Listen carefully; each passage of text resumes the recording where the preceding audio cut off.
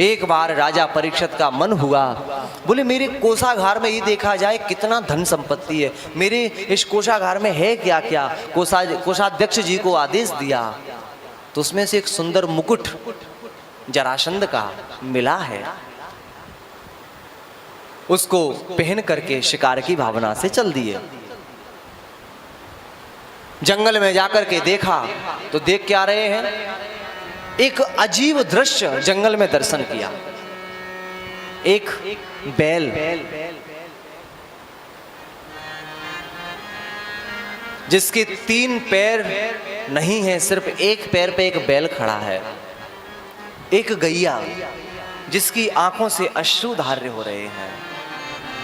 उन दोनों को एक काला काला पुरुष ताड़ रहा है। राजा परीक्षित ने देखा मेरे राज्य में एक गौ परेशान है, जाकर कहा ए तुम कौन हो। उस काले काले पुरुष ने कहा ये तो यहाँ का राजा लगता है। काले काले पुरुष ने कहा महाराज मेरा नाम कलयुग है, इनको क्यों ताड़ रहे हो। वो बैल कोई और नहीं है, बैल धर्म है। धर्म के 4 पैर होते हैं, सत्य, दान, दया और पवित्रता। दान, दया और पवित्रता कट गए, सिर्फ सत्य के ऊपर धर्म टिका हुआ है। गैया कोई और नहीं है, गैया ही पृथ्वी है। पृथ्वी का रूप धारण करके गैया मैया प्रकट हुई है। कलयुग के ताड़ना से, कलयुग के दुख से कलयुग ताड़ रहा है।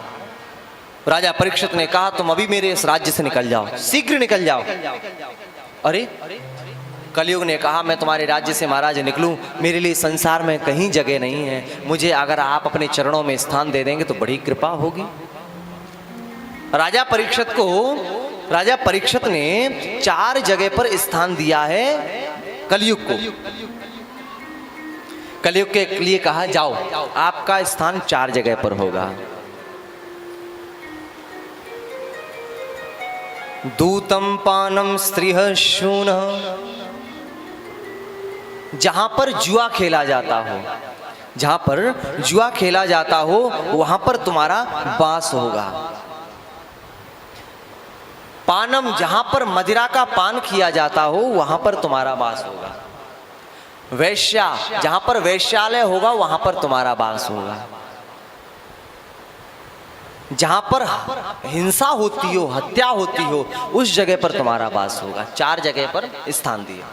अब कलयुग सोचने लगा, बोले इनमें से चारों जगह में से एक भी स्थान राजा परीक्षित के राज्य में ये काम नहीं होते, और मैं जिसके राज्य में रहूं उसके साथ में अगर मैं अपना खेल ना खेलूं तो फिर मेरा मतलब क्या रहा।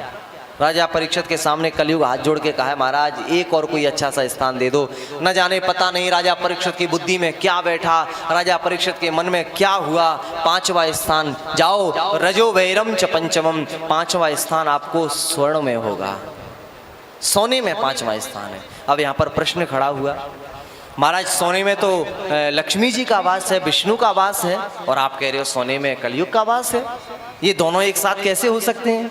तब बताया जो अपनी शरीर की कमाई से, खून पसीने की कमाई से जो धन कमाया जाता है उसमें लक्ष्मी का वास होता है, और जो दूसरों की हिंसा, जीव जंतु मृत्यु और दूसरों के कपट चोरी करके जो धन कमाया जाता है उसमें कलयुग का वास होता है।